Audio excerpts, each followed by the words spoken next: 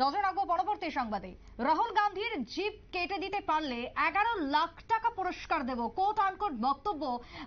শিবসেনার শিন্দে সেনার এই বক্তব্যকে ঘিরে এক প্রকার শোরগোল পড়ে গেছে। তবে ইতিমধ্যে সংরক্ষণ ইস্যুতে বিরোধী দলনেতাকে কড়া আক্রমণ শিবসেনা বিধায়ক সঞ্জয় গায়কোয়াড়ের। তবে রাহুল গান্ধীর জিপ কেটে দিতে পারলে নাকি 11 লাখ টাকা পুরস্কার, কোট আনকোট বক্তব্য সঞ্জয় গায়কোয়াড়ের। কথা শুনবো যে তার কি বক্তব্য উঠে এসেছে, তিনি ঠিক কি জানিয়েছেন, শোনাবো।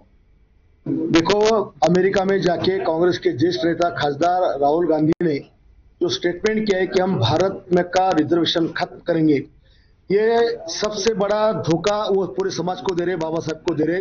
और उनके जो पेट में मैल था आज उनके मुंह से वो बाहर वापर आया है। बगल में मुंह में राम और बगल में छुरी, इस तरह का स्टेटमेंट राहुल गांधी का है।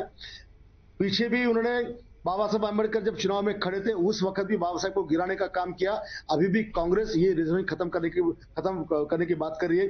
दूसरी तरफ महाराष्ट्र में धनगर समाज, ओबीसी समाज और मराठा समाज रिजर्वेशन का लड़ रहे और रिजर्वेशन मिलने से पहले खत्म करने की बात राहुल गांधी जी ने ऑफर किया है। आज बाबा साहब ने जो रिजर्वेशन दिया, चाहे वो मागास वर्गीय हो, चाहे आदिवासी हो, चाहे पीड़ित पिछड़ा वर्ग हो, इन सब का आरक्षण खत्म करके पिछले 400 साल वाले दिन उनको फिर से उनको लाना है। ये उनकी पूरी मानसिकता तैयार हो चुकी है। इसलिए कांग्रेस का छुपा हुआ चेहरा यहाँ पर सामने आया है। पिछले चुनाव में खुद के हाथ में संविधान लेके बीजेपी संविधान खत्म करने वाली है, बीजेपी संविधान खत्म करने वाले एक झूठा नेरेटिव फैलाकर लोगों का वोट लिया। और आप खुद बोलते हैं कि हमें बाबा साहब का संविधान खत्म करके हमें रिजर्वेशन खत्म करना है। ये राहुल गांधी ने जो रिजर्वेशन खत्म करने की बात की है, हमारे मागास वर्गीय की, हमारे ओबीसी की, हमारे पिछड़े जाति की, ऐसे राहुल गांधी की जो जबान काट के लाएगा, मैं उसको 11 लाख का इनाम दूंगा। আপনারা শুনলেন সঞ্জয় গায়কোয়াড়ের বক্তব্য। কথা বলবো, টেলিফোন লাইনে রয়েছে প্রতিনিধি সুমন্ত ব্যানার্জি। সুমন্ত, এই যে বক্তব্য রাহুল গান্ধীর জিপ কেটে দিতে পারলে 11 লাখ টাকা পুরস্কার, কেন হঠাৎ এই মন্তব্য? দেখো, কিছুদিন আগেই আমরা জানি যে রাহুল গান্ধী বিদেশ সফরে গিয়ে সংরক্ষণ ইস্যু নিয়ে কথা বলেছিলেন। যে সংরক্ষণ ইস্যু তিনি বলেছেন যে যদি তারা ক্ষমতায় আসেন তাহলে এই সংরক্ষণ বিষয়টি তারা তুলে দিতে চান এবং সেটা নিয়ে এই শিন্দে সেনা বিধায়কের এমনটি ক্ষোভ এবং সংরক্ষণ ইস্যু যেটা দীর্ঘদিন ধরেই উঠে আসছে এবং সেই নিয়ে কিন্তু তিনি এই শিন্দে সেনার বিধায়ক কিন্তু বিজেপিকেও আক্রমণ করেছেন। যে বিজেপির সঙ্গে এই শিন্দে সেনার একটা জোট রয়েছে মহারাষ্ট্রে, সেই বিজেপির বিরুদ্ধে তিনি কিন্তু কথা বলেছেন যে একসময় বিজেপিও কিন্তু এই ইস্যুতে কথা বলেছিল।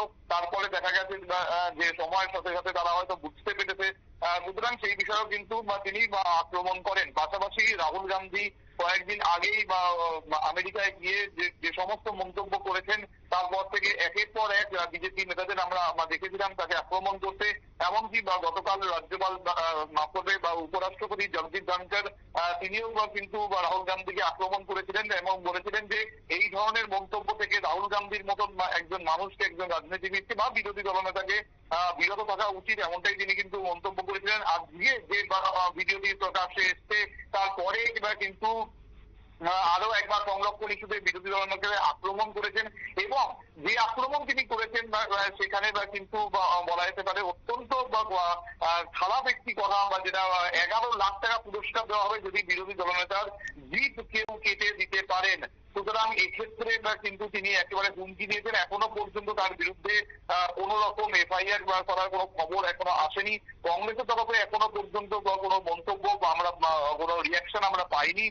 কিন্তু যে বিষয়টি উঠে এসছে সেখানে কিন্তু আরো একবার শোরগোল পড়ে গেছে এবং শিন্দে সেনার এই বিধায়ক যখন বিজেপিকে নিয়েও কথা বললো, বিজেপিকেও যখন আক্রমণ করলো, সেখানেও কিন্তু একটা প্রশ্ন উঠছে যে কিভাবে জোট সরকারে থাকা সত্ত্বেও কিভাবে একজন বিধায়ক এই ধরনের মন্তব্য করতে পারেন, সেটা নিয়েও কিন্তু এখন প্রশ্ন উঠতে শুরু করেছে। সুপ্রীতি, একেবারে তাই। ধন্যবাদ তোমায় সুমন্ত। অর্থাৎ এই মুহূর্তে দাঁড়িয়ে যে বক্তব্য ইতিমধ্যেই শিন্দে সেনার তরফ থেকে শিন্দে সেনার বিধায়কের মন্তব্য, তাকে ঘিরে রীতিমতো শোরগোল পড়ে গেছে আরো একবার রাজনৈতিক মহলে। রাহুল গান্ধী বারবার তিনি ভারতকে নিয়ে তিনি মন্তব্য করেছেন এবং তিনি বিতর্কিত হয়েছেন। এবারেও ক্ষেত্রটি ঠিক একই রকম ভাবে, এমনকি স্বরাষ্ট্রমন্ত্রী অমিত শাহ থেকে শুরু করে প্রত্যেকটা ক্ষেত্রে রাহুল গান্ধীকে এবার পাল্টা তার প্রতিক্রিয়া দেওয়া হচ্ছে, যেমনটা আজকে শিন্দে সেনার পক্ষ থেকে উঠে এলো। ছোট্ট একটা বিরতির পর ফিরে আসবো, সঙ্গে থাকুন।